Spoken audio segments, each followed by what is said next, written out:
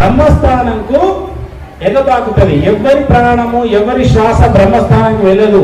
శ్వాస బ్రహ్మస్థానం చేరాలి అంటే కంఠమును మదించాలి. ఏం లేదమ్మా కంఠం మదించినంటే ఇప్పుడు మరి విసుగోలి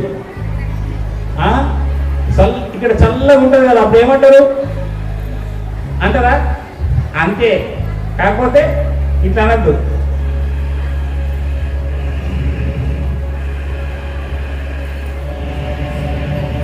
ఈ ప్రాణశబ్దం కొంతవరకు చేస్తే మీకు ఏమవుతుందంటే సాధనకు ఆలంబన అవుతుంది. మీకు అర్థమవుతుంది కదా బాబు? ప్రాణశబ్దం కావాలంటే కంఠం. మీకు యూట్యూబ్లో కూడా ఉంటుంది మనది, కానీ నా ముఖత వినండి.